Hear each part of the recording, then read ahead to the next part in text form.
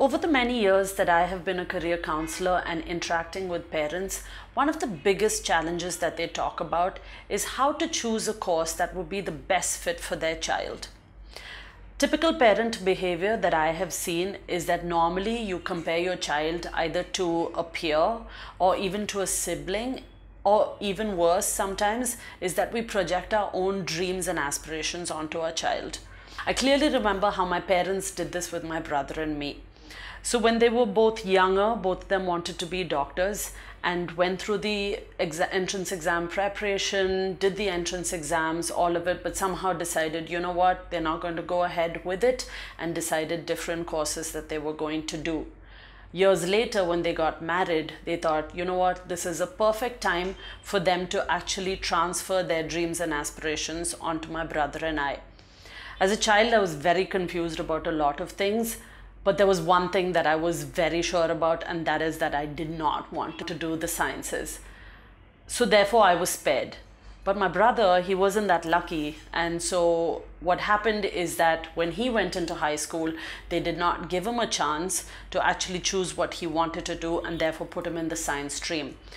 Went through the rigor of the entrance exams, had to do the sciences, all not what he wanted to do. And finally he threw his hands up and said, you know what, I can't do it. And obviously in his results of the entrance exam and his final exams, we saw that definitely sciences was not for him. His disinterest in medicine was very evident, and needless to say, he chose a path and a career that is so far away from the sciences right now. He's a senior financial analyst, but if I talk to him about it, he can definitely recall not only the lessons that he learned from it, but how traumatic it was. So I think as parents, there are 4 different things that you could do as a family, and also you as a parent, in order to support your child find that best fit of a course. I think some of these exercises will also help them if they're confused with more than 2 courses or need more information about any one of them. The first one, what you can do, I think, as a parent is try and provide opportunities for your child as much as possible in order to expose them to the careers that they're interested in. So this could be through summer programs, it could be internships, it could be maybe a short online program that they could do. It also depends on the kind of school that they're going to. Maybe there are clubs that the school provides, like a business club or a robotics club. So encourage your child to be involved as much as they can in order to learn new information about things or courses that they would be interested in. I think a good use of the long summer holidays would be to encourage your child to do an internship, or even what they call job shadowing right now. There are lots of companies and NGOs that will be open to having a student, whether they're coming in just to watch somebody or to understand a day in the life of a professional.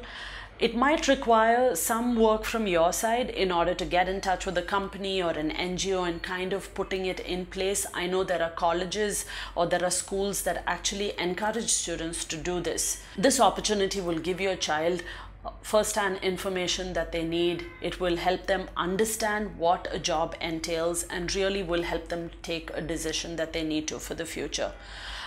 Recently, I spoke to a set of parents whose son was very interested to become a radio jockey. Now, this is not something that you can go to university for. So what I suggested to him was maybe he takes part in school for different activities where he's emceeing, maybe different events where he has to talk impromptu. And I also told them that maybe they can get in touch with a local radio station, and maybe he can go for a 1-week or 2-week job shadowing where he sees that through the day or through a particular segment what a radio jockey really needs to do. So I know as a parent you need to take initiative, but it's definitely something that is doable. The second point, as a parent, it might be worth it to take some time to get to know your child's life goals. What do I mean by life goals? Well, to put it in the simplest form, it is to find out and understand the kind of life that your child wants and what they want to achieve from it. So I think understanding the attitude and motivation towards what would make them work well. A lot of times an attitude drives people to work in a certain career. So the 4 categories that you probably need to look at, first of all, high earnings or money. How much does your child want to earn? How ambitious are they? Is that something that's important to them? Second, work intensity. Are they looking for a 9 to 5 job? Are they okay to work after 5 o'clock? Are they okay to work over the weekends? Do they want summers off? Things like that. So look at the work intensity.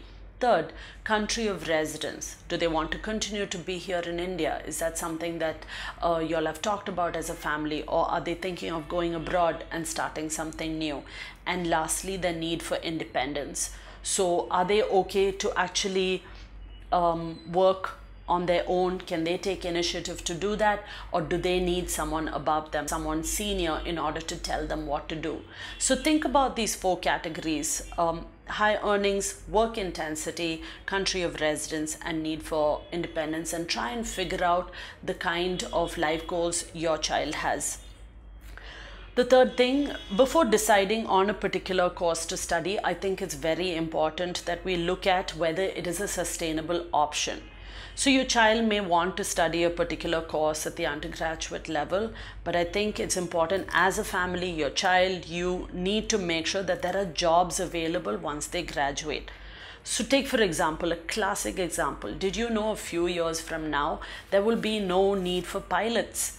With automation taking over, soon planes are going to be flown by robots, or it's going to be automated.